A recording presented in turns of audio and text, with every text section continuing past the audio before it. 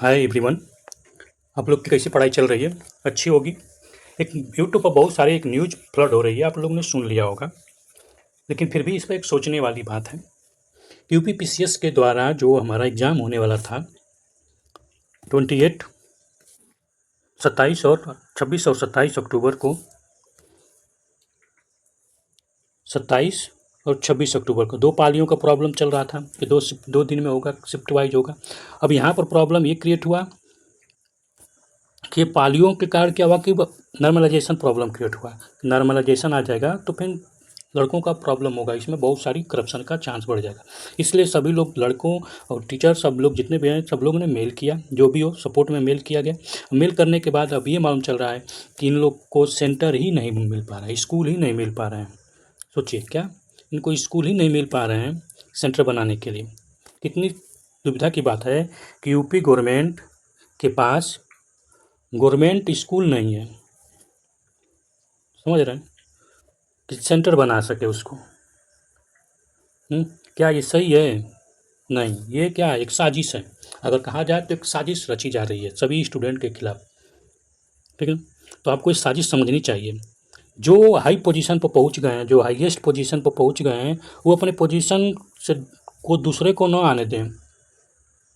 कुछ ऐसी साजिश करें कि उनको आने में डिले हो, ताकि वो ना आए और अपने समाज को या अपने सोसाइटी को या अपने लाइफ को बेटर कर सकें। ये तो बहाना है कि हम देश का निर्माण करेंगे। अगर देश का ये लोग निर्माण करते तो आज ऐसी कंडीशन नहीं होती। चारों तरफ करप्शन है। आप देखिए, जहाँ से लेके पुलिस फोर्स से लेके आप देखिए, जितने भी यूपी में कोई भी सरकारी डिपार्टमेंट उठा के देख लीजिए, कोई भी ऊपर से नीचे सब करप्ट पड़े हैं। एक एक प्रूफ है चारों तरफ। कुछ 1-2% मिल जाएंगे जो ऑनेस्ट होंगे, उनके कारण ये सिस्टम चल रहा है। लेकिन ये इतने करप्ट हैं, इतने चापलूसी कर रहे हैं कि पता नहीं। और सीएम जी को पता नहीं चल रहा है कि क्या हो रहा है। बाबा जी को तो पता नहीं चल रहा है। बाबा जी को लोग भोला भाला समझ के बुलवा दे रहे हैं।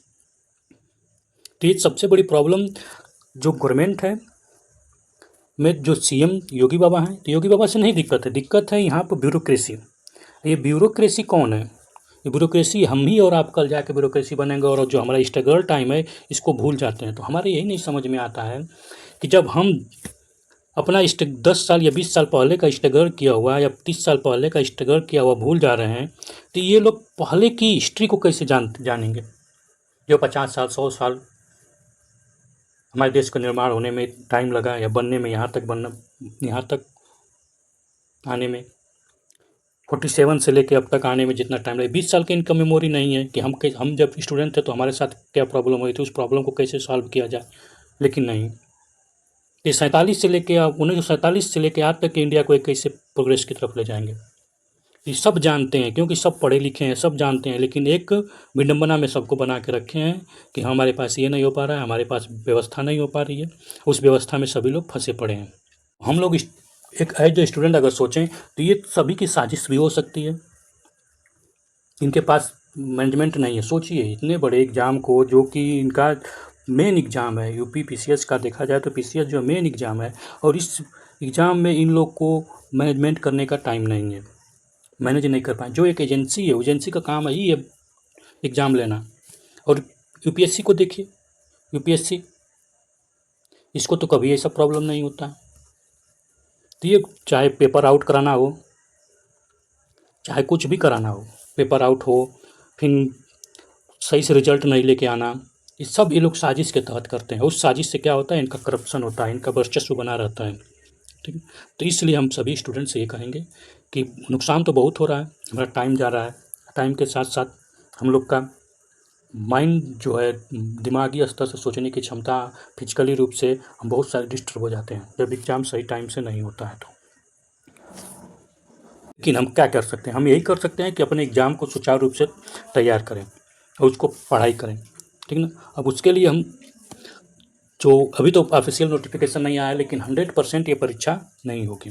100% जो इन्फॉर्मेशन है नहीं होगी। ठीक, इनसाइडर इन्फॉर्मेशन आया है। अभी मैं शाम को ही गया था आयोग, तो पता किया तो पता चला कि संभावना 100% है। इसमें 99.99 का भी 1% का भी नहीं है कि नहीं होगा, एग्ज़ाम होगा। यहाँ पर 100% बोला गया कि एग्ज़ाम नहीं होगा, लेकिन नोटिफिकेशन हम लास्ट मोमेंट पर 1 वीक पहले लाएंगे। अभी नहीं लाएंगे नोटिफिकेशन कि लड़के क्या हो कि उनके दिमाग से वो डिस्टर्ब रहें, लेकिन अभी ला देंगे नोटिफिकेशन तो लड़के स्थिर हो जाएंगे, तो नोटिफिकेशन भी नहीं लाएंगे।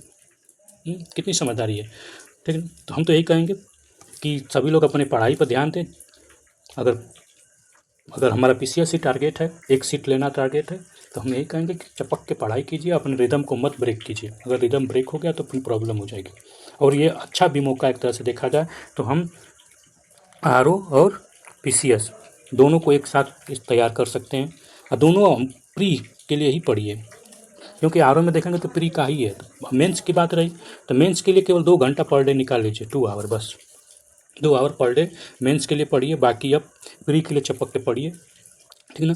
अगर आप चाहते हैं तो उसमें हमारा एक चैनल है ओवरव्यू स्टडी IAS, उसमें आप सब्सक्राइब कीजिए, और सब्सक्राइब करने के बाद उसमें प्लेलिस्ट में जाइए। हम जल्द ही एक कोर्स लाएंगे, ठीक है ना, एक कोर्स लाएंगे जिसमें हम लोग घटना चक्र का जो जीका है, जनरल नॉलेज जीका अवेयरनेस, इसको कंप्लीट किया जाएगा, और इसके साथ साथ लूसेंट को भी, क्योंकि हम पीसीएस में हो चाहे आरओ में, दोनों में क्या पूछता है, फैक्ट पूछता है, फैक्ट की भरमार रहती है।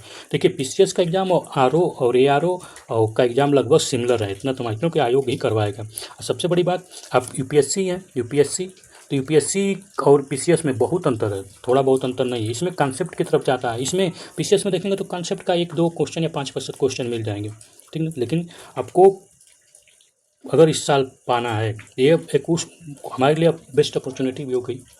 अगर हमको लेट भी मिल रहा है, चलिए जानते हैं 160 दिन और मिल गया, तो 60 दिन में आपको जो अपना तैयारी था उस 60 दिन में आप जो छोटे छोटे जो फैक्ट हैं उनको मेमोराइज कर लीजिए। उस मेमोराइज करने में हम कहेंगे जीका और लूसेंट को एकदम ऐसा पढ़िए कि एकदम रट जाए, जबानी आ जाए।